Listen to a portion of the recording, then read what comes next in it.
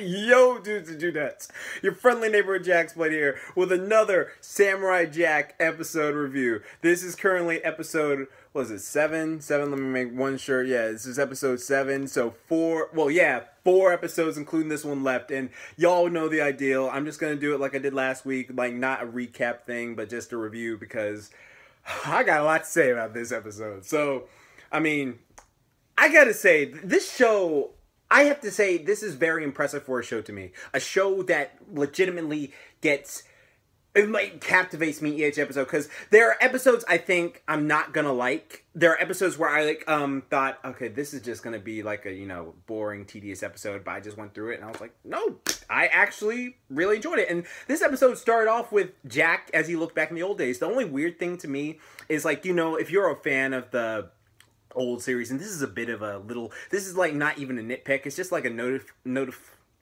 fuck, why am I stuttering? I was just so excited. But it's just like a little thing I noticed while watching the originals. Like, his eyes are drawn differently. They don't have that outline. Like, they don't have the black outline for his eyes. They're just like white now.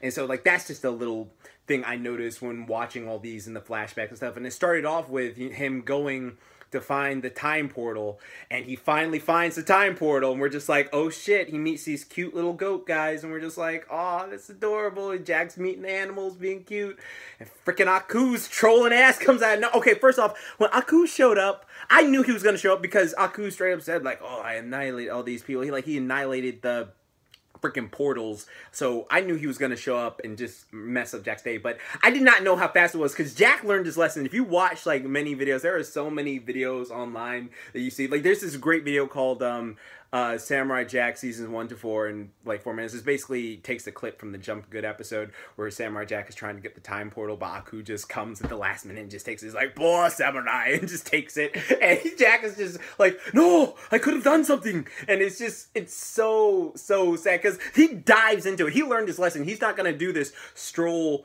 this slow walk to it. He dives into the thing. And I just love that he dived right into it. Like, he's like, oh, I ain't wasting no more time. But Aku just stretches his ass out. I was like, oh, that was close. By the way. Oh, you remember those cute goat guys? But I mean, this part, the part that's really sad to me is like, you understand why Jack is dealing with this, like all this pent up aggression and anger and sadness. And like, Aku basically, Aku pulls his Aku shit where he does some really foul shit. Like, you see these little cute goat things at the beginning, and Aku just, noticed that Samurai Jack was friendly with him, and he turns them into monsters, and Jack, does the Samurai Jack, and just, like, lices them up, and they're dead. They're fucking dead. And it's horrible to see. It's horrible to see, because the way Aku's magic works, this is how you can tell Aku is such a fucking scumbag. He just fucking, that to me just bugs me. Like, you see that you see how Jack got effed up, like he's murdered these fucking small animals. I for the longest time thought he let children die. Like, it was these baby animals, but still, that to me just really, it bugs me that, well, I'm not even bugged by it. It's just like, I kind of expected, because Aku's one evil bastard. But I understand why Jack was just like, oh my god, I can't believe I just murdered these things. And he sees them revert back to the child forms.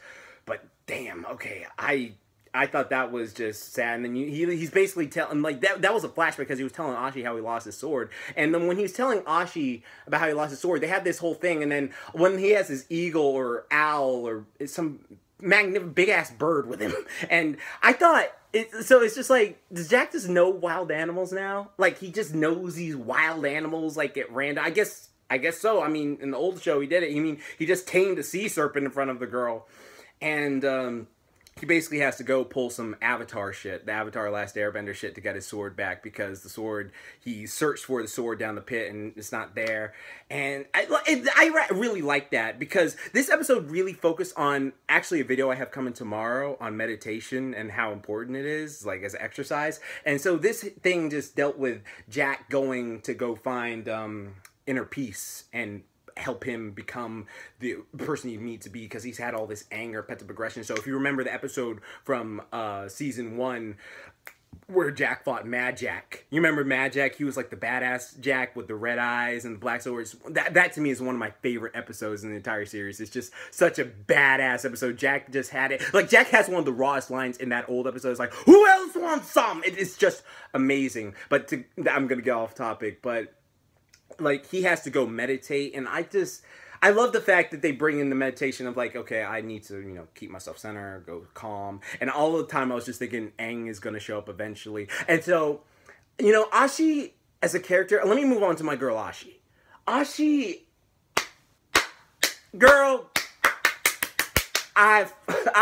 Ashi's no more assy like that freaking joke because she has a nice ass. She's called Kick Assy now. Kick Assy. That needs to be a new fucking tag on Tumblr. Whatever. Tag play, Jax play, whatever. I don't care. Her scenes were raw. Because you remember that little in the preview last week? The preview where she shows up and she's like, where do you think you're going? And all these guys are like, we're going to kill samurai. And then she's just like, oh, I'm not going to let that happen. Like, if you just, like, time this and play the song Let the Body Hit the Floor, which is honestly my favorite song of all time. Just play that song while watching her go through it, or play the Mortal Kombat theme or whatever. She just wrecks these guys. She owns them. She is throwing these. That was amazing about this. She's barehanded.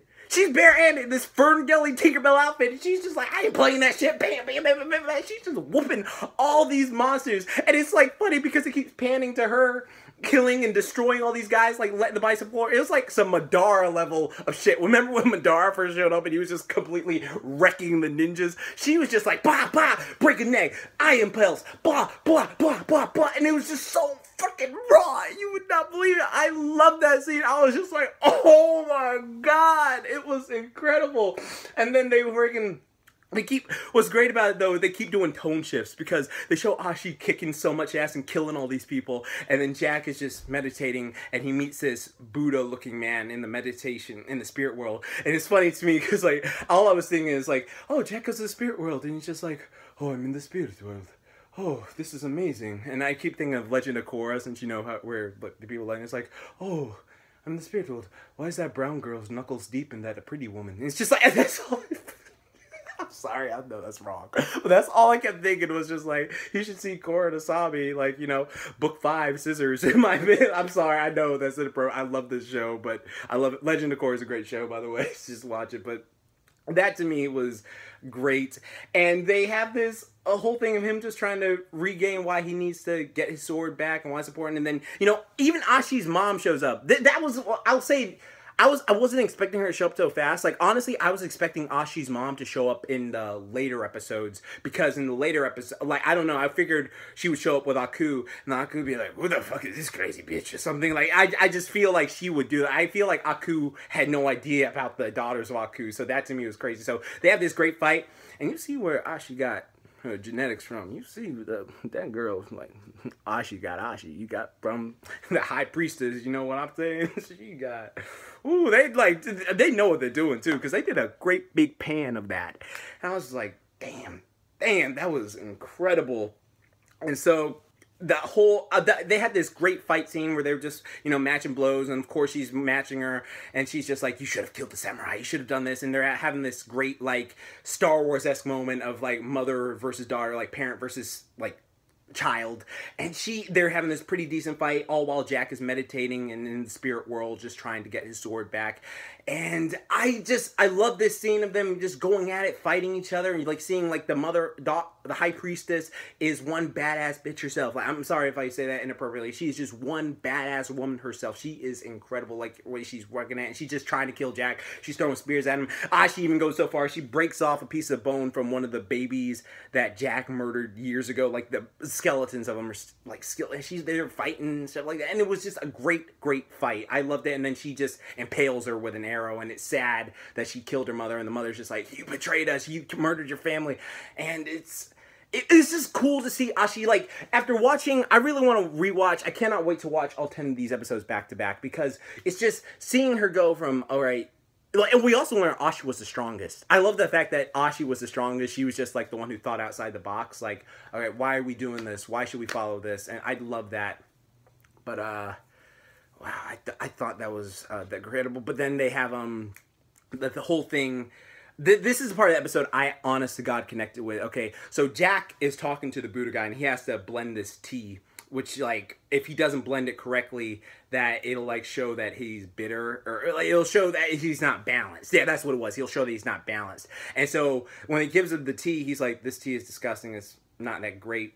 And the evil, well, not the evil side, just the angry, frustrated side of Jack is just yelling his brains out, saying, this person, why are you not listening to me, and shit like that. And I connect with that because I'll explain even further in the video I have tomorrow on meditation, like, and animated characters. Meditate like the tunes is what it's called. So, like, I explain just having anger like that and letting it control you and making you, like, not yourself, and, like, being able to conquer it is such a thing I connected to, because I remember I told you guys I lost one of my closest friends because of my anger issues, because we got into this huge fight that I could have stopped easily, but it sucks. So that whole thing, I connected with it on just a cellular level. And so when he finally conquered it, and then the Buddha guy was like, you know, you're ready now. And then you meet the gods. Remember the gods from the freaking Birth of Evil episode who crafted the sword? They come and they freaking give him a freaking Super Saiyan 4 makeover, because the reason I say Super Saiyan 4 is because his clothes just magically appear out of nowhere, and for some reason they shave his face, and then he's back to the old classic Samurai Jack. So don't call it a comeback. He's been here for years.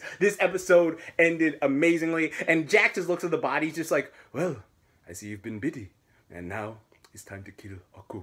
And it's just, I loved it, and they're just like, okay, and I really, again, I'm sorry, like, people can say it's weird whatsoever, but no, that never stopped Inuyasha, Wolverine, or freaking, so many characters like that. Like, I think those two are gonna get together. I really do. I honestly do. But episode, great. I'm going to give it 4.5 out of 5. I wouldn't say 5 out of 5 because that's something I consider perfect, but I would definitely say 4.5 out of 5. That was a really great episode. The ending just made me just so giddy and hyper. I love seeing Ashi whoop so much ass. I love seeing a strong woman kick ass. She is one of my favorite fictional strong women of all time. She went Hit Girl. Hit Girl is one of my favorite characters ever. She destroyed all these people effortlessly. It was amazing. Y'all should be watching this show on Adult Swim. Gendy Tarkovsky, I'm sorry I'm never saying your name right. Thank you for this. This is a great season. And by the way, go check out my bro Quaman's Land, who's going to upload his review pretty soon. I'll leave it in the description below, along with a link to adultswim.com so you can check it out.